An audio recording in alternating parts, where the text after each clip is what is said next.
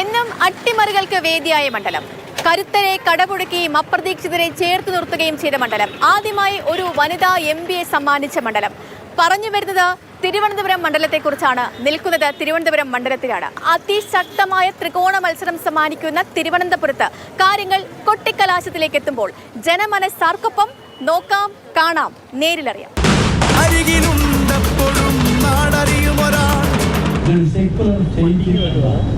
എന്ന് പറഞ്ഞാൽ എല്ലാ മതക്കാർക്കും ഒരുപോലെ സഖാവേ,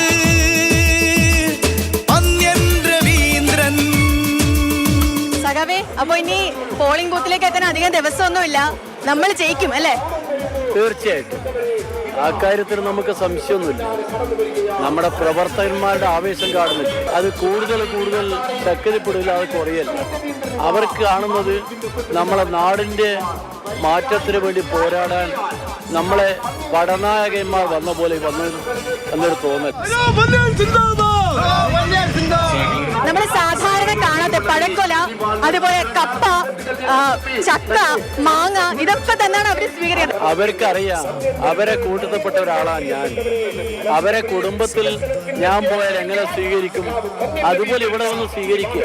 നമ്മൾ സാധാരണ സ്വീകരണത്തിന് പോയാൽ അവിടെ നിന്ന് വരുന്ന ആളുകളും നമ്മൾ തമ്മിൽ ഒരകലമുണ്ടല്ലോ. ഇത് അകലമല്ല, അടുപ്പാ കൂടുതൽ. ഓട്ടോ തൊഴിലാളികൾ അവരുടെ കയ്യിലുള്ള ഒരു രൂപ പോലും അവരുടെ പ്രിയപ്പെട്ട സഖാവിന് വേണ്ടി നൽകിയിട്ടുണ്ട് അല്ലെ? എന്റെ സ്ഥിതി അറിയാം. എന്റെ കയ്യിൽ ഇതിനുള്ള പൈസ ഒന്നുമില്ല.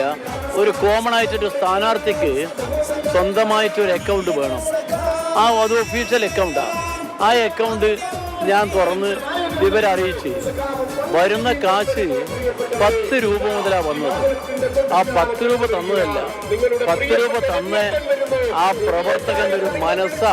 അതൊരു ചെറിയ കാര്യമല്ല. നാടും ജനങ്ങളും നമ്മളെ കൂടെ തന്നെ ചേർന്നിരിക്കുന്നു എന്നുള്ളതിന്റെ അർത്ഥം. കോടീശ്വരന്മാർക്കിടയിൽ നിൽക്കുന്ന ഒരു സാധാരണക്കാരൻ, അപ്പോൾ അദ്ദേഹത്തിനെ സാധാരണക്കാരൻ ചേർന്ന് ജയിപ്പിക്കും.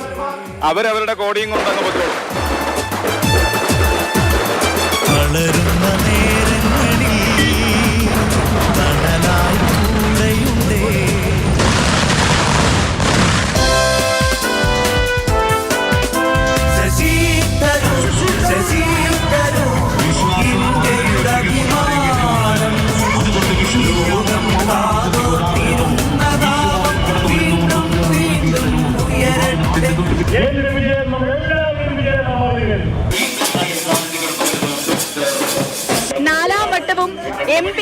MP എന്നൊരാളുണ്ടെങ്കിൽ അത് ശശി തരൂർ തന്നെയാണ് എന്ന് നമുക്ക് ഉറപ്പിക്കാമോ? അതാണ് എനിക്ക് തോന്നുന്നത്. എല്ലാവരുടെയും പോകുമ്പോൾ ജനങ്ങൾക്ക് നമ്മൾക്ക് കാണിക്കുന്ന ആവേശവും സ്നേഹവും പുൻസിറയും എല്ലാം കാണുമ്പോൾ എനിക്കൊരു സംശയമില്ല, അവർ മുമ്പ് നൽകിയ വിശ്വാസം തന്നെ വീണ്ടും നൽകും. MP ആയിട്ട് ഇപ്പൊ 15 വർഷമായി. അപ്പൊ എല്ലാ വാഗ്ദാനങ്ങളും പാലിച്ചു. ആ ഒരു ആത്മവിശ്വാസത്തോടെ തന്നെയല്ലേ ഈ ഞാൻ 66 പേജിന്റെ റിപ്പോർട്ട് ഇറക്കിയിട്ടുണ്ട്. എല്ലാ പാലിച്ച വാഗ്ദാനങ്ങളെ കുറിച്ച് ചൂണ്ടിക്കാണിച്ചിട്ടും 1-2 കാര്യങ്ങൾ എന്തുകൊണ്ട് പാലിക്കാൻ സാധിച്ചില്ല എന്ന്. ഉദാഹരണം, ബാഴ്സലോണയിൽ ഞാൻ എൻ്റെ ഭാഗം ചെയ്തു. അവിടെ പോയി മേയറെ കണ്ടു, നഗരസഭയെ കണ്ടു, റെസൊല്യൂഷൻ കൊണ്ടുവന്നു. ഇവിടുത്തെ കമ്മ്യൂണിസ്റ്റുകാരുടെ സങ്കുചിത രാഷ്ട്രീയ താല്പര്യക്കാരെ മാത്രം അവരതിനെ ഇവിടുത്തെ നഗരസഭയിൽ സ്വീകരിച്ചില്ല. ഞാൻ കൊടുത്ത വാഗ്ദാനങ്ങളൊക്കെ പൂർത്തിയായിട്ടുണ്ടെന്ന് മാത്രമല്ല, ഈ രാജ്യത്തിൽ കേരളത്തിൻ്റെ മൂല്യങ്ങൾ, നമ്മുടെ രാഷ്ട്രീയ വിശ്വാസങ്ങൾ, ഭാരതത്തിൻ്റെ ബഹുസ്വരത, ഭാരതത്തിൻ്റെ മതേതരത്വം, ഇതിൻ്റെ ഒരു വലിയൊരു സ്വരമായി ഞാൻ മാറിയിട്ടുണ്ട് ഭാരതത്തിന്റെ രാഷ്ട്രീയത്തിൽ. BJPക്ക് വേണ്ടി പ്രചരണത്തിന് വേണ്ടി ഇവിടെ അടിക്കടി പ്രധാനമന്ത്രി മോദി വരുന്നുണ്ട്. കഴിഞ്ഞ തവണ തിരുവനന്തപുരത്തിന് 2 തവണ വന്നു, അമിത്ഷാ 3 തവണ വന്നു, പിന്നെ നിർമ്മല സീതാരാമൻ ഒരാഴ്ചയോ 10 ദിവസമോ പ്രചരണം ചെയ്തു, പിന്നെ ജാവ്ദേക്കർ, ജോഷി, പ്രഹ്ലാദ് ജോഷി ഇവരൊക്കെ വന്നു. എന്നിട്ട് ഞാൻ ജയിച്ചില്ലേ എളുപ്പത്തിൽ.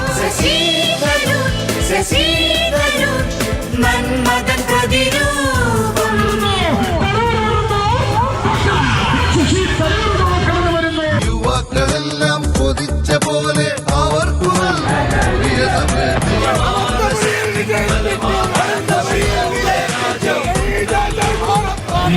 ഇവിടെ പുരോഗതി മാറ്റവും കൊണ്ടുവരാൻ ഞാൻ ഉറപ്പു തരുന്നു. കലാശക്കൊട്ടന്റെ ആവേശമാണ് ഈ അവസാന നിമിഷത്തിലേക്ക് എത്തുമ്പോൾ എത്രത്തോളമാണ് വിജയപ്രതീക്ഷ? അല്ല, എനിക്ക് പ്രതീക്ഷയുണ്ട് ജനങ്ങൾക്ക് ഒരു മാറ്റം വേണമെന്ന്. അത് ഞാൻ എൻ്റെ ഒരു ജയമായിട്ട് കാണുന്നില്ല. എത്രയോ പ്രശ്നങ്ങളുണ്ട്, വിഷമങ്ങളുണ്ട്, അതിൻ്റെ ആരും ഒരു പരിഹാരം ഉണ്ടാക്കിയിട്ടില്ല ഈ 15 കൊല്ലം. ഇത് ഒരു തിരുവനന്തപുരത്തിന് ഒരു പുതിയൊരു തിരുവനന്തപുരം ഉണ്ടാക്കാൻ അതിന്റെ ഒരു ജയമായിരിക്കും.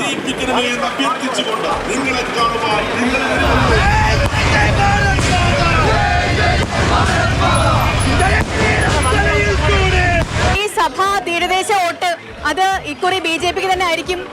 ഇവിടെ ആരാണെങ്കിലും അത് തീരദേശത്തെ മേഖലയാണോ, കഴക്കൂട്ടത്തെ ടെക്നോ പാർക്കാണോ, കർഷകരാണോ, യൂത്ത് ആണോ, എല്ലാവർക്കും വേണ്ടത് അവരോരോ പ്രശ്നങ്ങൾ, അതിന്റെ സൊല്യൂഷൻസ് എല്ലാം എടുക്കാൻ പറ്റുന്ന ഒരു MP ആണ് അവർക്ക് ആവശ്യം. കുറച്ച് വിവാദങ്ങളും വന്നിട്ടുണ്ടായിരുന്നു. ഇപ്പോ സ്വത്ത് വിവരം തൊട്ട് പിന്നെ ഇപ്പൊ തിരഞ്ഞെടുപ്പ് കമ്മീഷന് പോലും നേരിട്ട് പുരോഗതി, വികസനം, തൊഴിൽ, ഇൻവെസ്റ്റ്മെന്റ്, സ്കില്ലിംഗ്, അതിനെ പറ്റിയിട്ടാണ് ഞാൻ ആദ്യത്തെ ദിവസം തൊട്ട് ഇന്ന് വരെ പറയുന്നത്. അതല്ലാണ്ട് ഞാനൊരു നെഗറ്റീവ് രാഷ്ട്രീയത്തിൽ പോയിട്ടുന്നില്ല, പോവാൻ എനിക്ക് താല്പര്യമില്ല. അത്